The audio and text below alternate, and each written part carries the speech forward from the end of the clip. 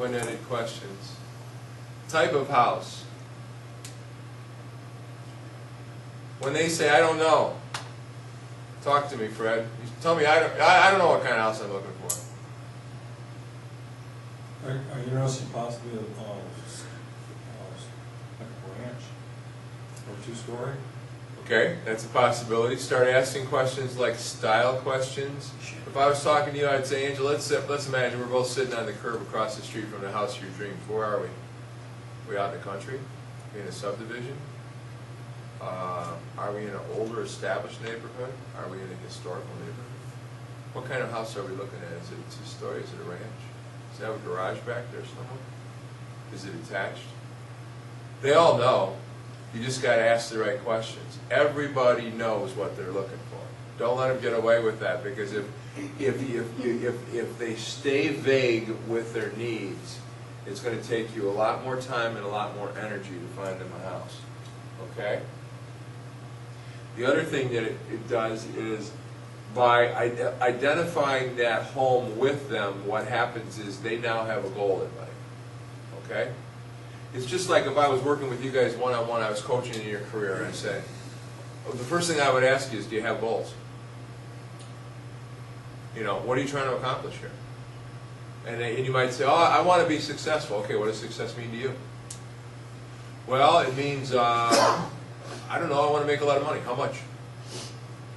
We would keep going until we winnowed that down to the amount of money you wanted to make, how you were going to make it, what kind of units you were going to do, what your business plan was to get there, etc., etc. Same thing with this, okay? Number of bedrooms. I'd like you to write next to that, do they want a den? This is not on your list, and I'd like you to write it down too. And one of the reasons why I really encourage you to have that initial appointment in their house is you can look around a little bit. I walked into a house one time, there was an engine sitting on the dining room table. Oh my dear.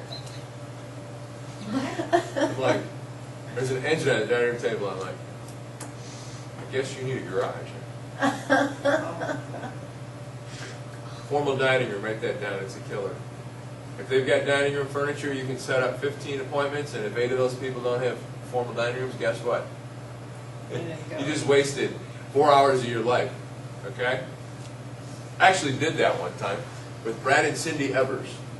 Brad Evers, you know, Brad was Keith's age, never mind. Basement. Do they want a basement? Do they want a crawl space? Next to basement, ask them if they want a first floor laundry. Maybe they're okay with having a basement, but maybe they want the washer and dryer on the first floor. Okay? Now be careful with that, okay? Because if they can get up and down those basement stairs, sure, everybody wants a first floor laundry, but don't take one of these knockout factors. A lot of houses, really nice houses, maybe in their price range, don't have a washer and dryer on the first floor, so don't limit it too much. You know what I'm saying? Okay. Price range. Now next to price range, I'd like you to write down, is there a match? Is there a match between the price range that they want and the payment that they want? How realistic are they? I had a buyer call me yesterday, say he wanted something under $10,000 in Sylvania. You know? Not a parking space. And that ain't going to happen, you know? CMA appointment on existing home, if there is one. I don't know how much we've talked about this in the buyer seminar, but I can tell you this. If, Angela, tell me that we're on the phone, and role play with me. You have a house, okay? Can I ask how long you've been looking for a home? Oh, for about 6 months? For about 6 months? Have you had any luck yet? No, not really. No? Could I ask if you're renting now? No, we own the current home we're in. Do you? Okay. Did you want to sell your own home before you purchased another one? It doesn't matter. As long It as we doesn't find matter? something we really like. Okay. A lot of people are reluctant to make 2 payments at once, that sort of thing. Have you considered that possibility? Plus, it's kind of hard to qualify for that. No, I guess I never thought of that. Okay. You know, what I'd like to do for you is, first of all, come out and show you some houses that are on the market right now, including some great opportunities in the foreclosures, and maybe save you 20–30% on what you were looking for. But I'd also like to get a peek at your home and try to help you figure out what it might sell for in today's market. That'd be great. Okay, so here's the point of this. She's a seller. She's a seller who thinks she's a buyer. Okay? Now the worst mistake you can make with a seller who thinks they're a buyer is treat them like a buyer. Why is that, Roger? Well, you'll be showing them homes they can't. Yeah, they might get in your car. Okay? My worst nightmare with you would be you wanting to go see houses. Okay? Fall in love with a house and then I still have a house I can't. Yeah. And we're going to be going into objections class. We're going to show you how to deal with that. But make a note to yourself under the needs identification that if you have a buyer who's sitting there with a house that they have to sell before they buy one, they are not a buyer. They may become a buyer if and when their house sells. And I'm telling you, new agents do this all the time. All the time. They go out with these people and show them houses on the off chance that they're going to put their house on the market. It's crazy. Crazy behavior. Kind of financing.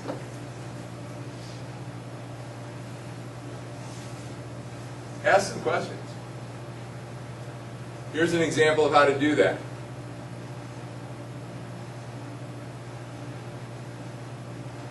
Josh, can I ask you some questions about your financing and your down payment, etc., in order to help you tailor a financing program that would be best suited for your needs? Would that be okay? Yeah, definitely. That's how you ask it. Okay? Ask permission, ask the question, and tell them why. And then dig in. How much down payment do they have?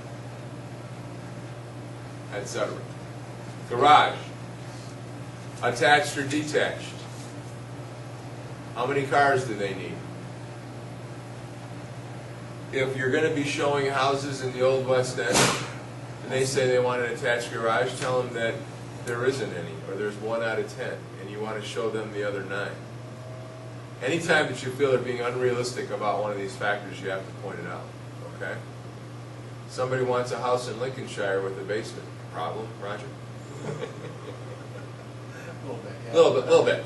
There's a little problem there. They're all on slabs, okay? All right, here we go.